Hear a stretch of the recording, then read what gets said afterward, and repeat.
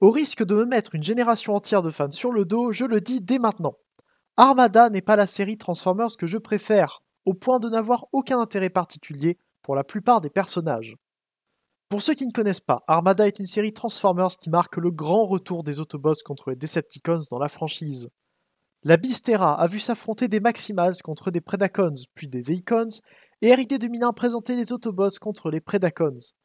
Pour la première fois depuis la fin de la G1, on a pu voir les Autobots se battre contre les Decepticons dans une série qui figure parmi les moins bien dessinées de la licence. Et je ne parle pas ici des designs, assez simples dans l'ensemble, mais qui ont un style plus récent que la G1, ce dont je parlerai à nouveau dans le reste de la review. Je parle bien des dessins, avec certains épisodes très mal animés. Cependant, Armada est une série très appréciée dans le fandom. Toute une génération de fans d'un âge similaire au mien, voire à peine plus vieux, a grandi avec la série et se fait entendre depuis quelques années pour de nouvelles versions de leurs personnages préférés en figurines. Et elles sortent au meilleur moment pour en avoir d'excellentes versions. Starscream Armada est presque plus apprécié que la série en elle-même. Il a un peu transcendé sa série d'origine pour devenir un personnage majeur dans la franchise, qui a presque redéfini l'idée globale de Starscream tout en gardant les points principaux de son homologue G1. Il arrive ainsi avec Megatron dès le début de la série, mais pendant la chasse aux Minicons, il développe un côté rebelle qui lui fait suivre son propre chemin. Il finit par se lier d'amitié avec Alexis, un personnage humain important de la série, et sa fin est tellement connue que je vais déroger à mes règles et vous la raconter sans prendre de précautions. Starscream meurt dans Armada en défiant Unicron personnellement. En utilisant la puissance de ses canons qui lui vient de son Minicon Swindle, Starscream tire sur Unicron, qui riposte avec une fraction de son pouvoir et le réduit en poussière sur place. Il a fait ça pour protéger la Terre, et même si l'action était un peu bête, ça restait une tentative désespérée pour arrêter une menace envers une planète qu'il a appris à apprécier. Niveau développement de personnage, on est pas mal. Et pourtant, malgré tout ça, je demandais pas une nouvelle version de Starscream Armada en jouer. Il y en avait même déjà eu une en 2014 pour Think 30, qui a d'ailleurs été modifiée pour faire Jaxus peu après. Mais cette fois-ci, les deux personnages sont encore dans la même gamme, mais avec des modes bien différents. Starscream Legacy, nommé Armada Universe, se transforme en un très bel avion rouge. Je trouve ce mode très dynamique, avec un nez très long et cette représentation est très propre. Il faut dire qu'Armada est réussi pour ce qui est des designs faciles à représenter en jouets. Les jouets d'origine étaient simples et souvent gênés par leur gimmick, mais ils n'ont pas été trop modifiés pour leur apparence dans le cartoon. C'est donc facile d'avoir de bonnes versions maintenant. Et grâce à ça, tout est à sa place. Les réacteurs sur le dessus me rappellent un peu Jetfire G1, et on voit le dessus de la tête entre les deux, ce qui m'amuse.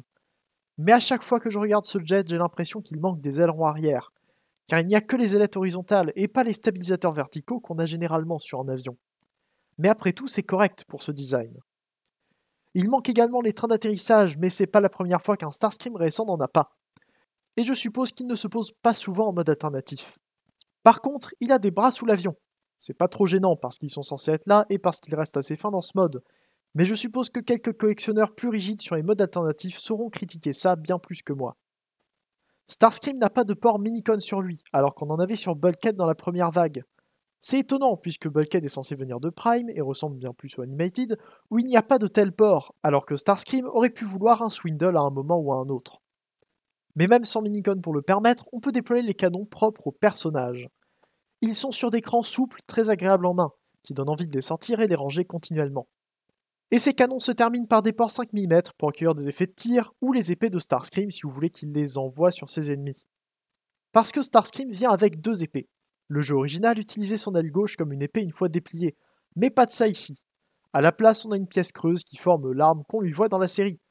Elle est simple et grise et c'est pas l'accessoire le plus beau à mon sens. Et à côté, on a le Star Saber. Contrairement au personnage de Victory édité il y a peu de temps par Aslab, le Star Saber Armada est l'une des trois armes formées chacune par trois mini-cones, qui sont surpuissantes et forment des MacGuffin bien utiles dans la série. Je me demande avec qui viendront le Skyboom Shield et le Requiem Blaster, mais pour le moment on a donc un Star Saber dont la lame est entièrement peinte en bleu clair, ce qui met peu en valeur les détails des avions qui la forment. Mais ils sont quand même là si jamais vous voulez peindre la lame pour faire ressortir les mini-cones qui sont censés en faire partie. Niveau taille, Starscream est un bon Voyager.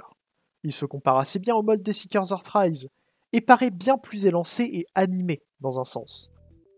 Tout comme on pouvait s'y attendre, Starscream a une transformation assez simple, il n'y avait pas besoin de plus, et je dois dire que j'aime beaucoup l'idée des panneaux asymétriques derrière les jambes, qui s'attachent par le haut et le bas derrière l'avion. C'est à la fois utile pour tout sécuriser et fermer les jambes avec une étape que j'arrive pas à retrouver sur une autre figurine. Pour le reste, c'est aussi simple que ce à quoi on pourrait s'attendre. Seul le glissement des épaules vers l'intérieur pour passer en robot donne une sensation d'ajustement presque superflue. J'ai commencé la vidéo en disant que j'avais pas d'attachement pour Starscream et Armada en général, et c'était pour donner encore plus de poids à ce que je vais dire maintenant. Le Legacy Armada Starscream est une excellente figurine. Je l'ai voulu parce qu'il me paraissait beau, mais je pensais pas être impressionné à ce point. Non seulement je le trouve très beau et expressif, mais j'ai pas envie de le lâcher. Et en plus de ça, il ressemble beaucoup à l'animation et au jeu original.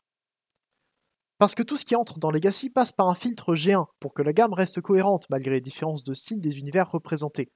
Cependant, Armada reste dans un style que j'appelle le style G1, ce à quoi j'avais réfléchi avant, mais qui est totalement validé par les Legacy Armada actuels. Et oui, dans l'histoire partielle de Legacy, les Transformers de différents univers se retrouvent dans la G1 actuelle pour une grande bataille du multivers. En passant dans un autre univers, leur apparence change. Il n'y a qu'à voir RC Prime ou Prowl Animated pour voir des différences entre leur design original et leur version Legacy. Mais c'est parce que ces séries ont un style différent de la G1. RC a par exemple gagné un nez, mais Prowl a perdu les cuisses extrêmement fines de son apparence dans Animated. C'est comme si le filtre par lequel on avait vu ces personnages dans leur série d'origine avait été remplacé par un filtre G1. Mais puisqu'Armada semble avoir le même filtre que la G1, on a droit pour eux à des versions quasiment parfaites. J'espère que mes idées sont claires et que j'arrive à bien les articuler pour que vous les compreniez. Et je dis ça parce que Starscream reprend tous les éléments de son design original. Sa tête est très belle, avec cette peinture d'un gris pâle mat qui ressort bien sur le casque noir, tout comme ses beaux yeux jaunes. Les réacteurs sur les côtés sont toujours là, mais grâce au rangement dans sa boîte, on peut les lui rabattre dans le dos pour mieux voir la tête, ce que j'aime bien faire.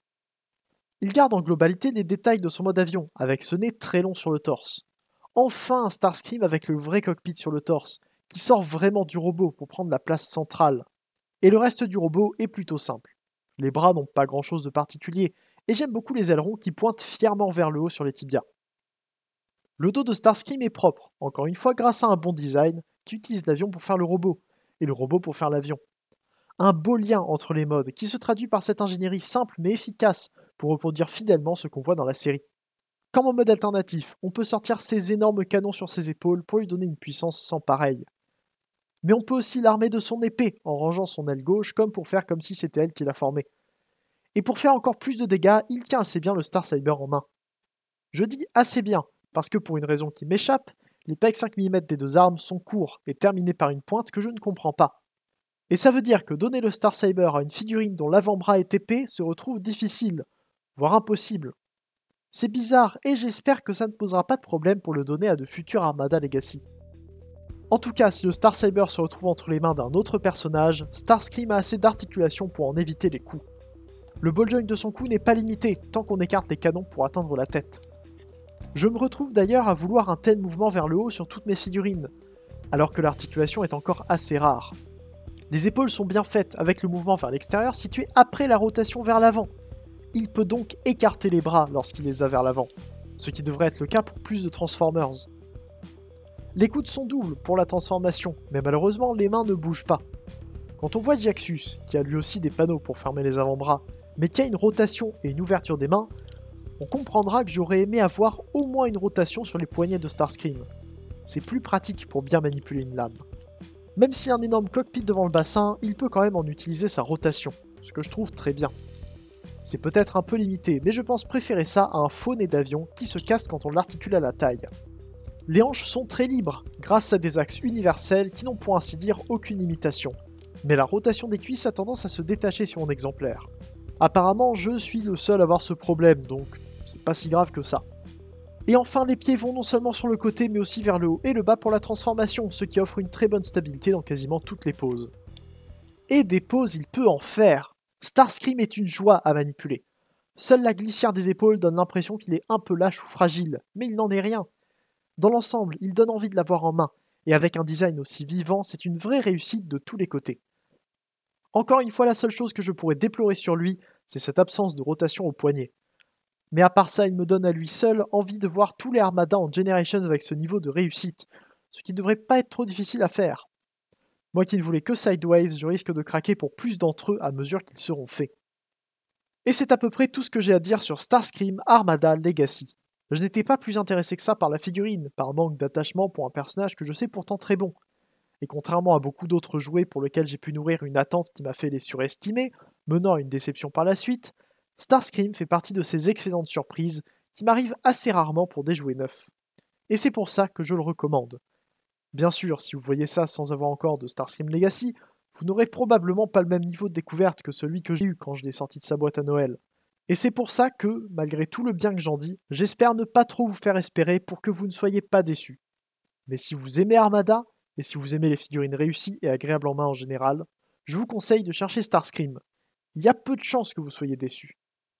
Merci à vous d'avoir regardé cette vidéo, j'espère qu'elle vous a plu. J'attends vos retours sur la figurine et mes avis en commentaire. Et je vous invite à vous abonner si vous voulez en voir d'autres. Faites un tour sur mon YouTube si vous voulez me soutenir et sur le serveur Discord de l'Arche pour discuter avec moi et plein d'autres personnes au sujet de la franchise en général. On se retrouve bientôt pour une prochaine vidéo, c'était Ida, fin de jour, fin de salut.